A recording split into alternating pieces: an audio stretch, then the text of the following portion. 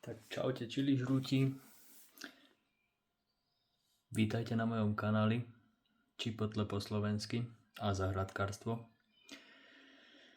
No, toto je moja prvá sezóna a uplítol som si bič, začal som pestovať vlastne tú najpalivejšiu, najťažšiu papričku na svete.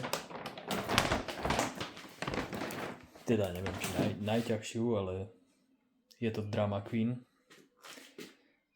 Je to Carolina Reaper. Začal som ju pestovať kedy?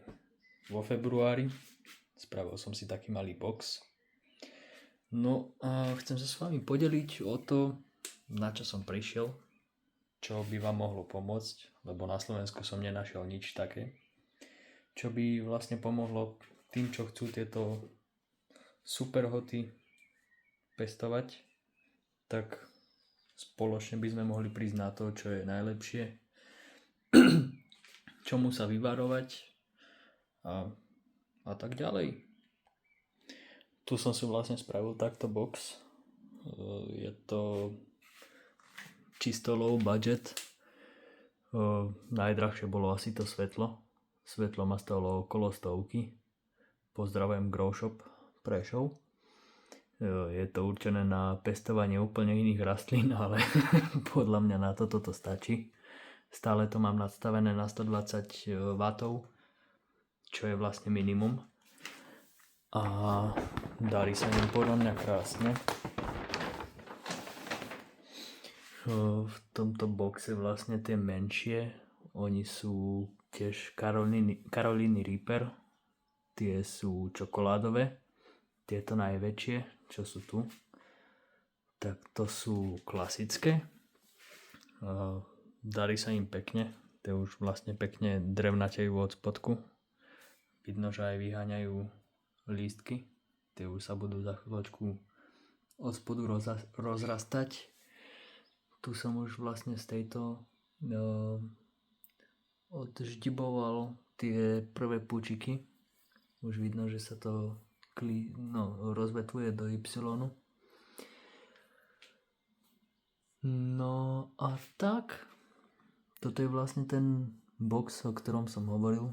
Toto je folia z actionu na okna, ktorá má odrážať svetlo jedným smerom, ale stačí to. Pozrite sa, ako krásne vyzerajú. Podľa mňa je to masaker. Sám som nečakal, že sa to uchytí takto. Tieto malé som presadzal vlastne 5 dní dozadu a táto hneď vystrelila ako šialená. Tieto veľké, tie som presadzal 6-7 dní dozadu a boli v podobnom štádiu ako tieto. Tu mám 2 kúsky, ktoré som už dal vonku. Síce je ešte trošku chladnejšie, ale táto mala najsilnejšiu genetiku. Táto bola fakt, že krásna, mala obrovské listy, aj má. Túto som dal prvú, tá sa mi zdala, že tá neprežije, ale prežila. No a ak sa pýtate, že prečo to mám vlastne v týchto boxoch, tie boxy majú dobrých 30 litrov, čo je podľa mňa na takúto Karolínu úplne ideálne. A je veľa, by som povedal. Lebo oni potrebujú tak 20 litrov. 30 je také luxus pre nich. No a celkom sa im darí. Akože držia sa. Táto jedna vlastne tá stagnuje. Táto sa pekne vytiahla. No a možno sa pýtate, že prečo to mám v tých prepravkách a nie v tých krásnych kvetináčoch, lebo tieto prepravky majú strašne dobrý objem. Tam sa mi vojde 30-25 litrov substrátu v pohode. Keď tam dáme ešte perlit, tak on ten perlit pekne drží vlhkosť. A zároveň aj preddušuje ten substrát. No tie rastliny to majú radi, podľa všetkého, čo som čítal. Takže mi vyšlo logické, že dám to radšej do tohto ako do nejakého kvetináču. No a uvidíme, čo z toho bude. Toto je podľa mňa taká moja tajná zbraň, lebo za ten kvetináč by som dal, čo ja viem, 8-9 eur. Toto mám v podstate zadarmo. No a som zvedavý, čo z toho bude. Dal som tam vlastne perlit, kvalitný substrát. Zalievam to len čistou vodou, octátou a vlastne ku tomu ešte miešam sem tam žihľavový výluch, ktorý je vynikajúci na dusík. Ten vlastne majú radi kvôli tomu sfarbeniu, že im to doplňa živiny do listov, otvára to tie pory. No a zatiaľ všetko.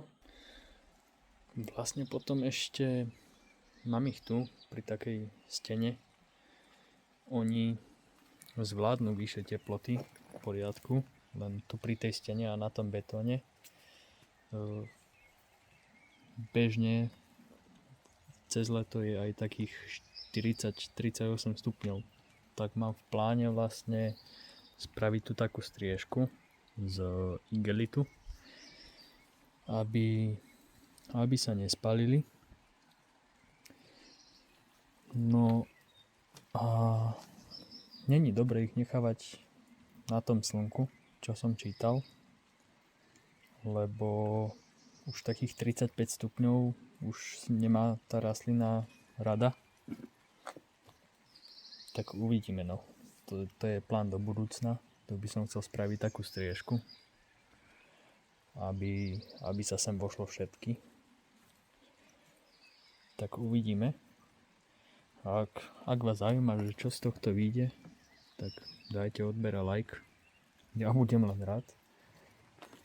A aj za ďalšie tipy, ak niekto pestuje tieto superhoty, čo sa mu osvedčilo, čo nie, aké hnojivo použiť, aký substrát. Mňa by to zaujímalo tiež, lebo toto je môj prvý rok vlastne, kedy začínam. Nečakal som, že sa mi podarí hneď toto. Akože zainvestoval som do toho trošku, ale nečakal som, že toto mi vyjde, takéto rastliny, ktoré sa ťahajú hore hneď od začiatku.